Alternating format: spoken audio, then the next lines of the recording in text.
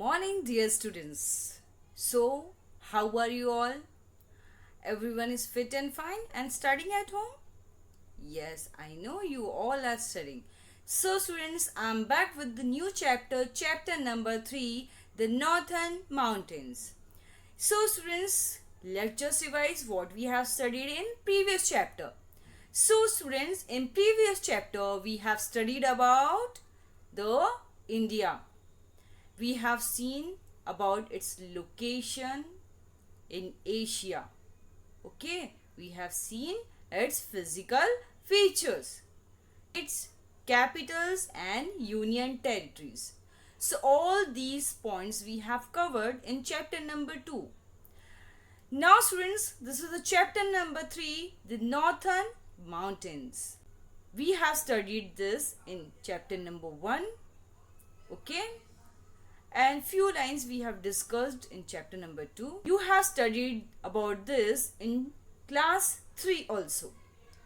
So students, we will study about the northern mountains here but in details. So students, let's get started. Now students, first of all, let's see what are the points we have to see. We have to see the features of the northern mountains. Okay, we have to see the features of the northern mountains, the three ranges of the Himalayas.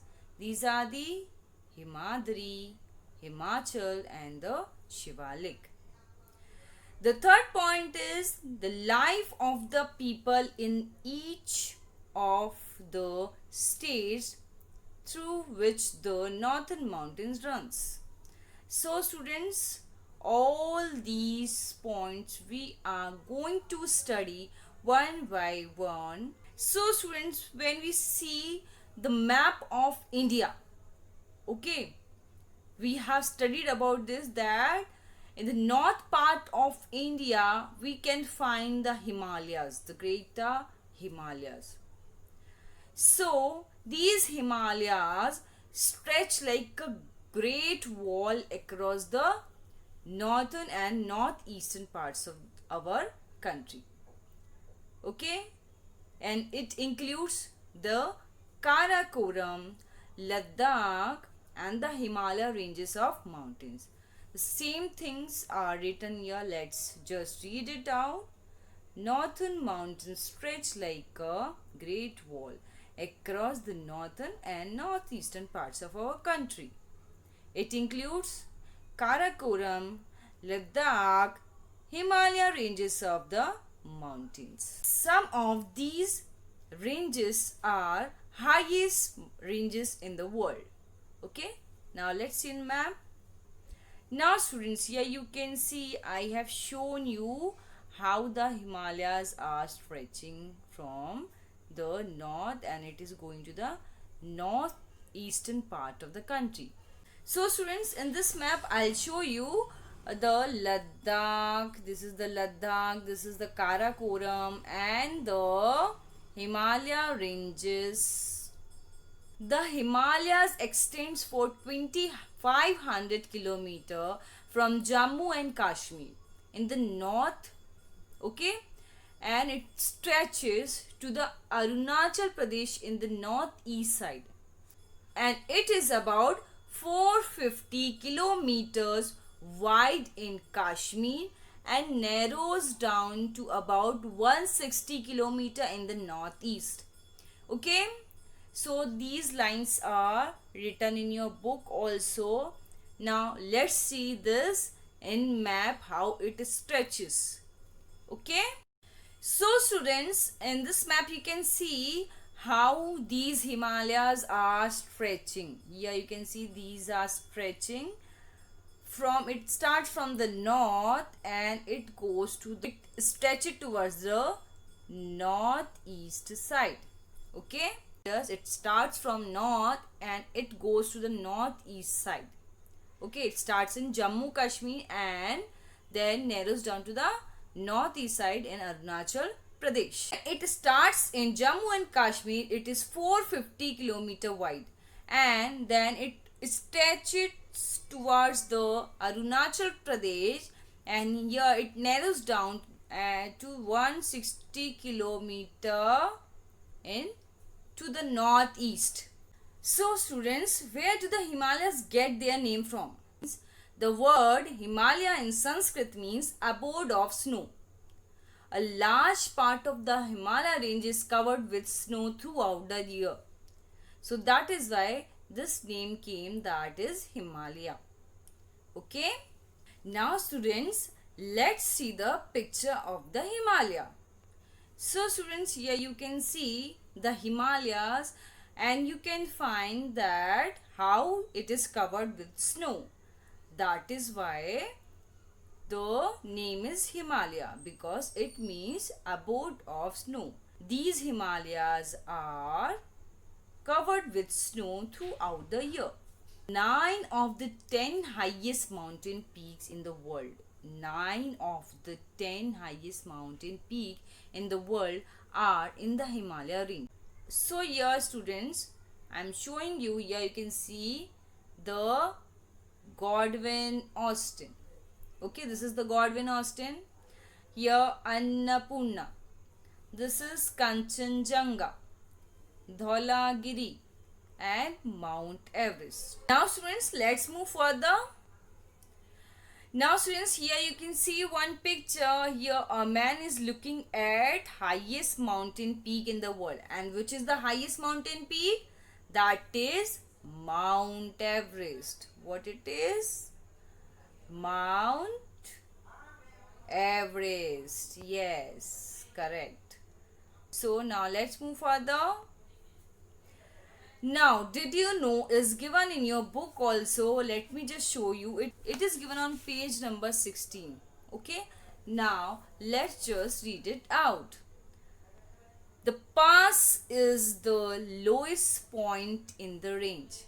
This we have discussed also. Let's just see once again. The pass is the lowest point in the range of the mountains.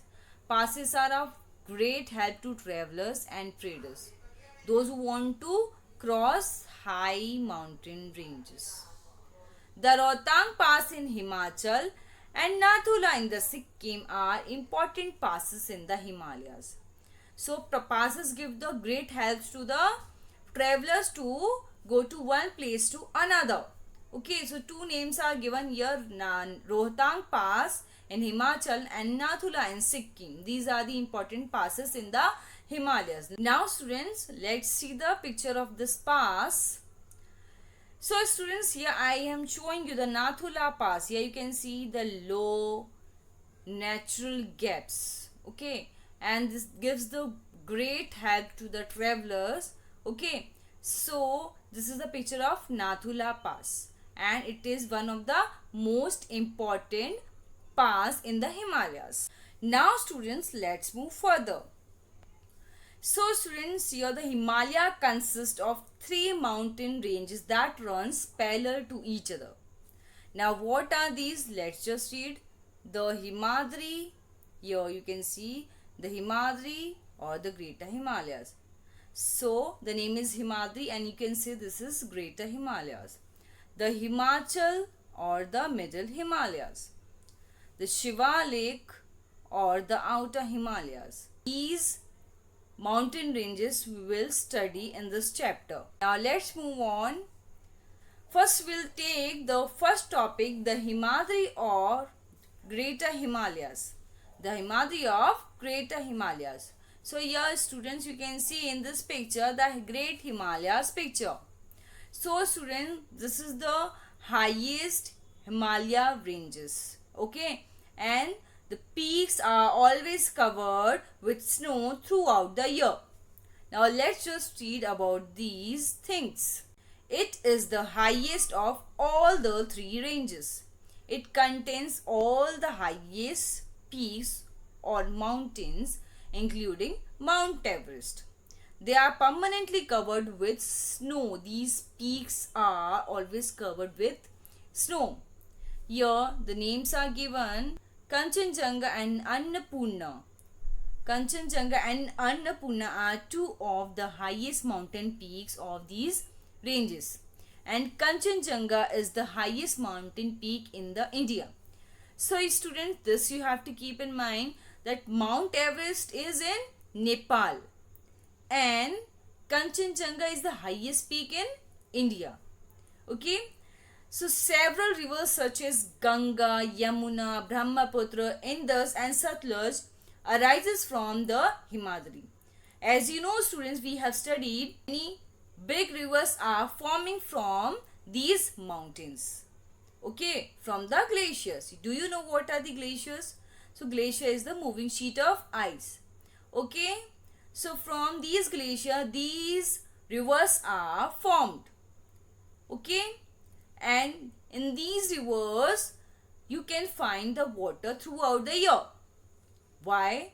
Because in summers also, when the ice melts in summer, so it gives rises to the water. Okay, these types of rivers have water throughout the year. Okay, now let's move on. Did you know is given students here, second highest mountain peak in the world is Mount Godwin Austen, and it is also known as K2. This is also known as K2. It is 8,611 meter high and it lies in the Karakoram range, and the Karakoram range lies to the north of the Himalayas. We have seen this in map already. Okay, now let's move further. Now what it is? Several rivers such as the Ganga, Yamuna, Brahmaputra, Indus, Satluj arises from the Himadri. They arise from moving sheet of ice, that is cold glacier. As the glacier moves down to the warmer regions, ice melts and give rises to the river. This just now I have discussed with you. Ganga starts from which glacier? That is Gangotri glacier. Okay. Now students, let's move further. So students, this is the picture of Gangotri glacier from where the Ganga formed. Okay. Now let's move on. Let's come to our next topic, that is the Himachal or Middle Himalayas. Let's get started. The Himachal or Middle Himalayas, these ranges lie to the south of the Himadri range. Okay. This range lies to the south of the Himadri range. This region consists of forest covered mountain ranges and fertile and beautiful valleys. Let me just point it out. These beautiful valleys. Most people live in hill towns such as Mussoorie, Shimla and Darjeeling, or in valleys such as Srinagar, Nainital and Kangra. These are the valleys. So, valleys are the lowland between hills and mountains. Okay. So, that is why here I have shown you the Srinagar, Nainital and Kangra. These are the beautiful valleys. Okay. Now, let's move further.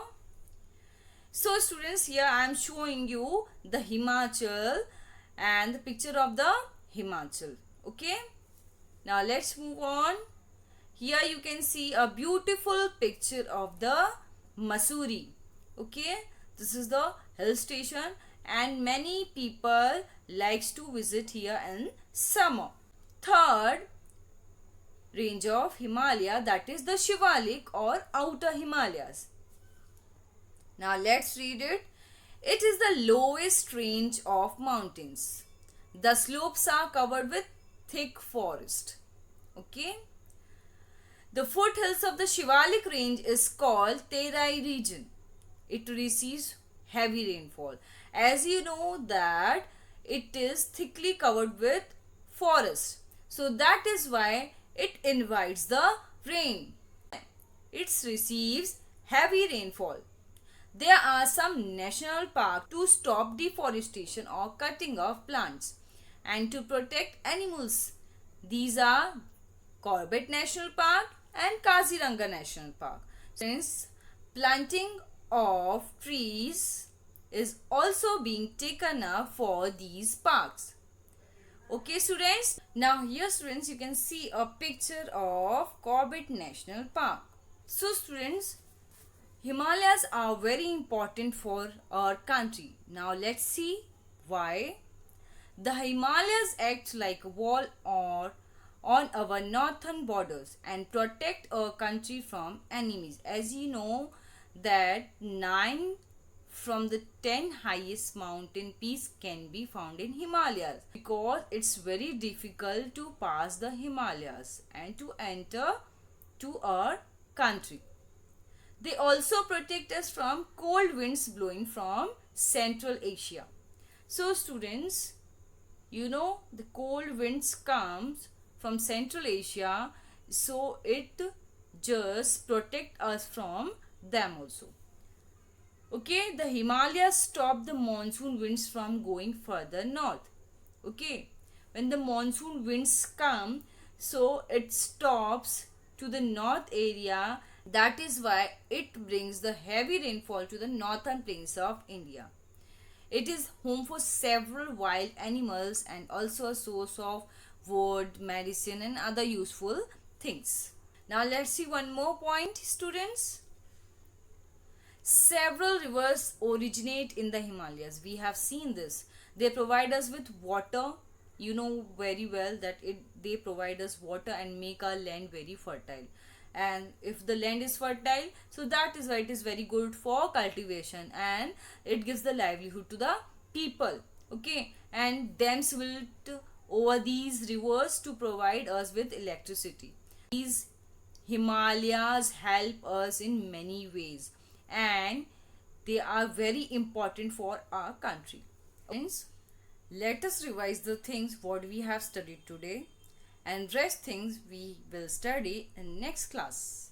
Okay, revise the things what we have studied today and rest things we will study in next class. Okay, now let's revise.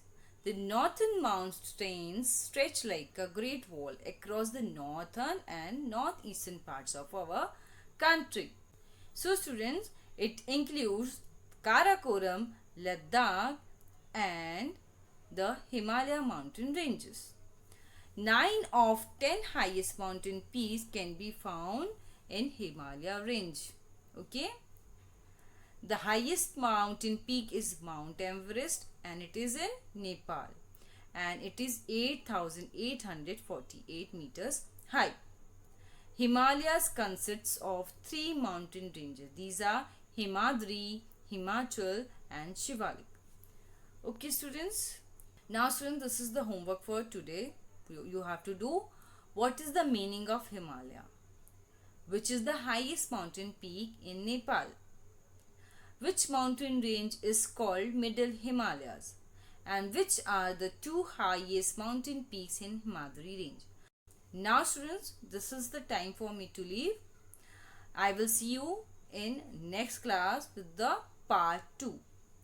Till then, study all these topics and listen to your elders and take care of yourself.